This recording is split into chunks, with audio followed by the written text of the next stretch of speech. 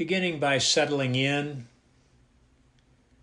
allowing our attention to gather in this space, in this moment.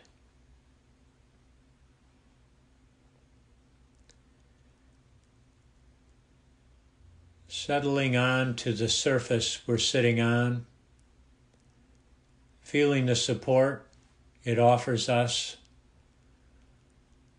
allowing ourselves to let go of whatever we might need to be doing to keep control of the situation, shifting into allowing mode.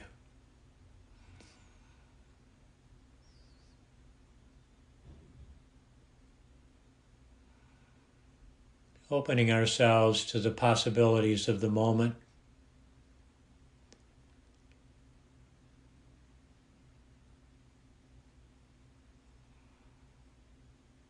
And softening a little bit all over.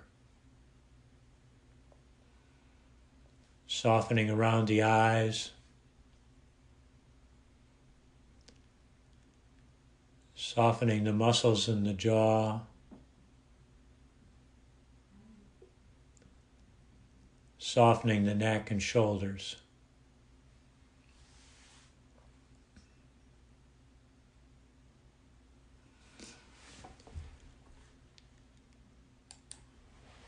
Allowing our attention now to go to our breathing.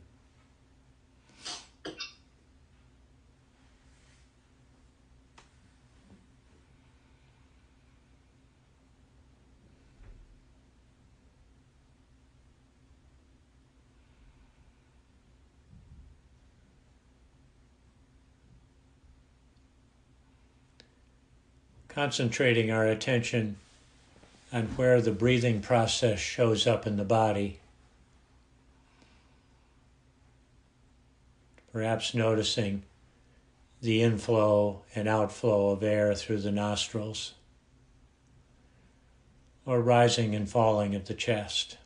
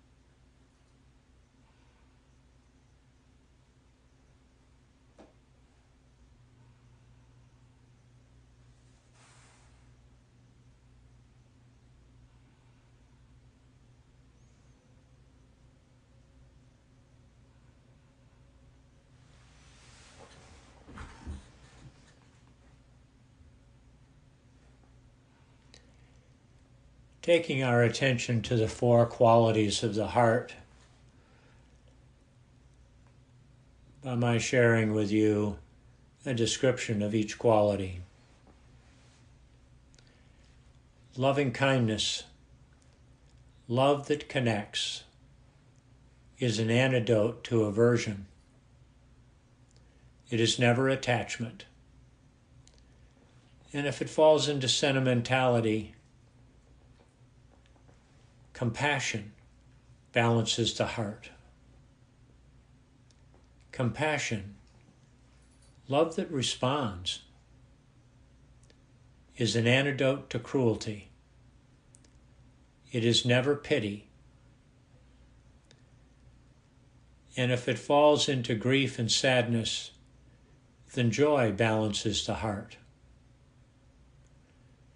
Appreciative joy, love that celebrates, is an antidote to envy. It is never competitive. And if it falls into exuberance, then equanimity balances the heart. Equanimity, love that allows, is an antidote to partiality. It is never indifferent. And if it falls into disconnection, then loving kindness balances the heart.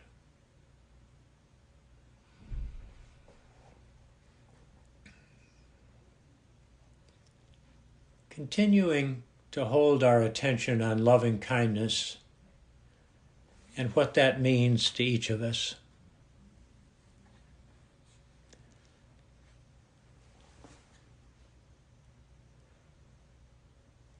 Contemplating how loving kindness shows up in you.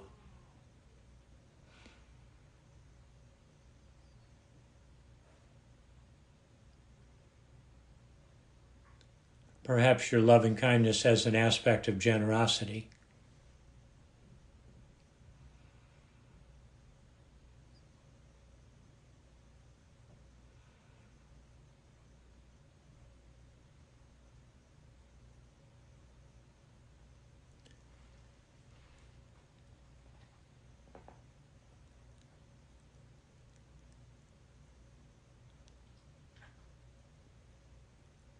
Noticing how compassion shows up in you. Those times when you sense suffering in yourself and others, and you respond skillfully without getting lost in pity or grief.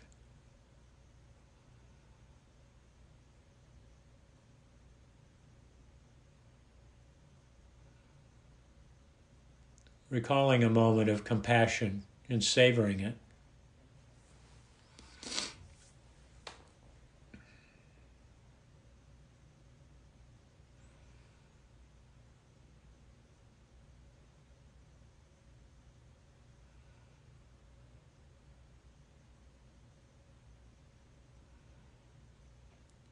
Appreciative joy, recalling a moment when you were happy for someone else's well-being, for some goodness that came into their lives. Connecting with your own happiness for them.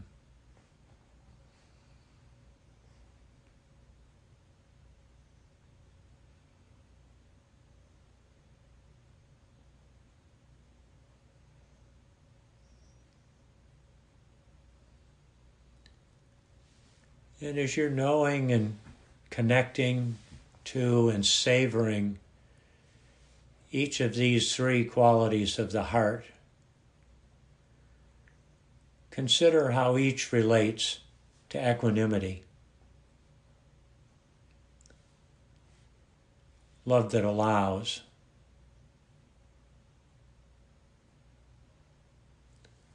Love that enables us to shift our relationship to our experiences.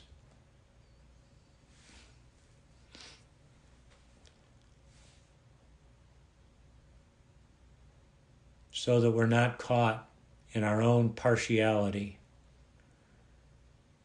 in our own mental models and biases and preferences and cravings and fears.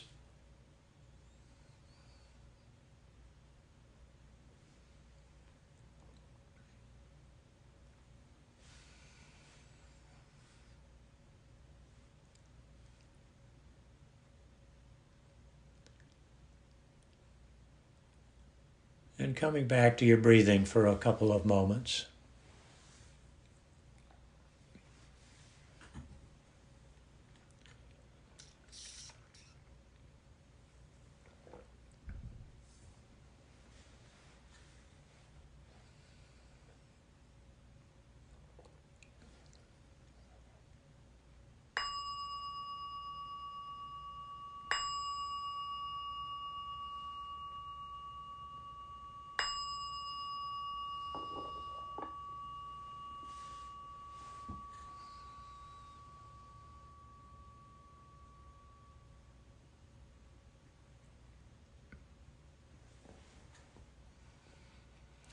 It's hard to maintain any sense of equanimity when there's a high degree of attachment in our experiences.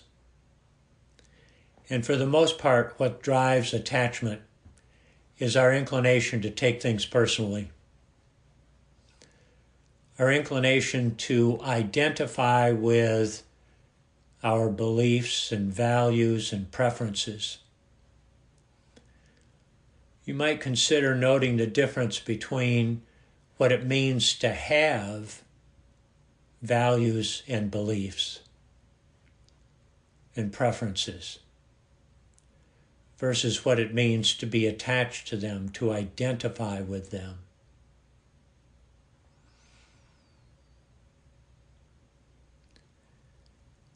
Values, beliefs, preferences are essential for helping us navigate life, for knowing where we stand, having a sense of how to make choices.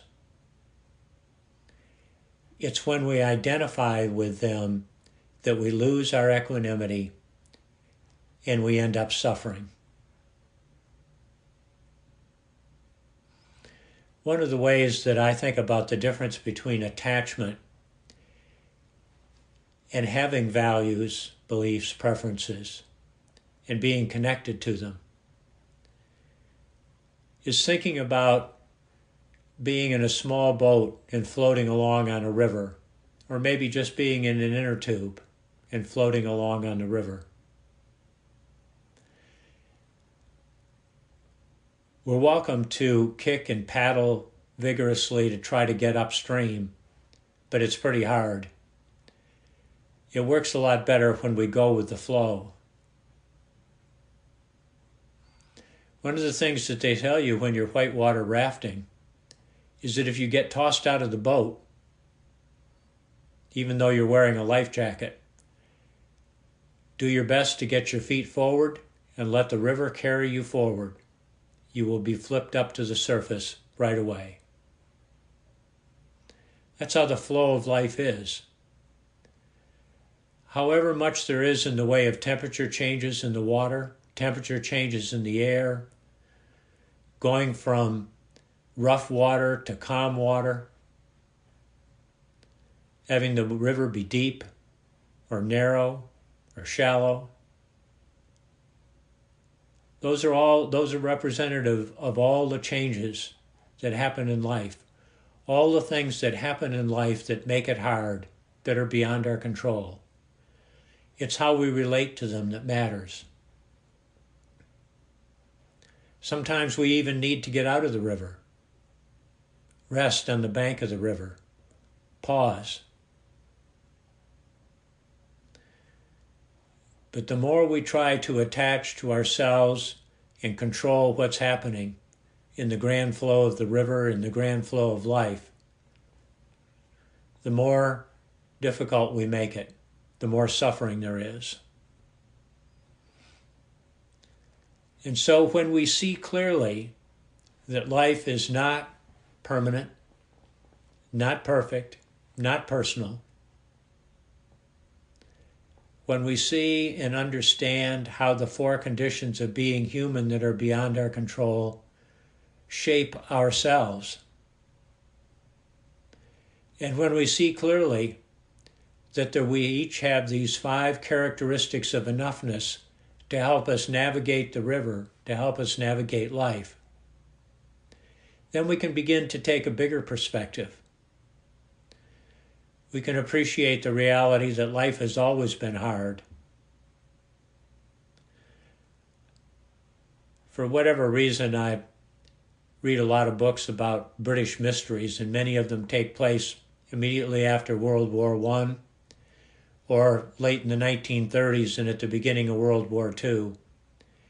I cannot imagine how awful it would have been to live in London in 1939. Even to live in this country in 1939, after 10 years of depression. However difficult what we're going through now, it's not the first time human beings have had to deal with what's difficult. And understanding that, at least for me, allows me to take a little bit of a breath. To find a space for some equanimity. To savor this human capacity we have for being able to deal with what's hard. We've all done it. We've all done it multiple times, and gotten through it.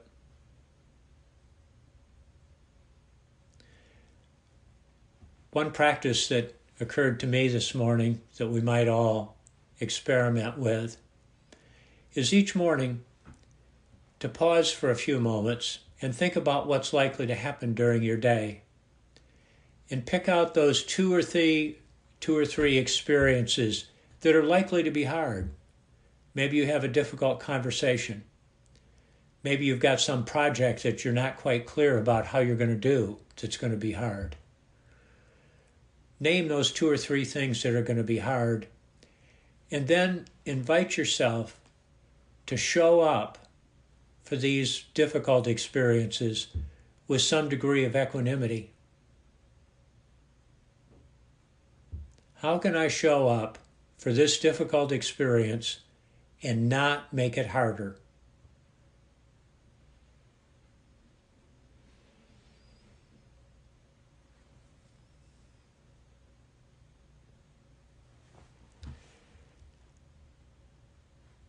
One of my favorite mantras these days has been beyond my control. When I read about the news, when I read about things that are happening that I don't particularly like, I remind myself how much they're beyond my control. It doesn't mean that I'm giving up or quitting on life or going passive. It means that I'm making an intentional choice about where to place my energies and my efforts. About investing in my own personal practice. About bringing equanimity to a difficult situation. About finding ways to offer these timeless ancient teachings that prove to be of such benefit for people. All of that's within my control. We can each make those choices.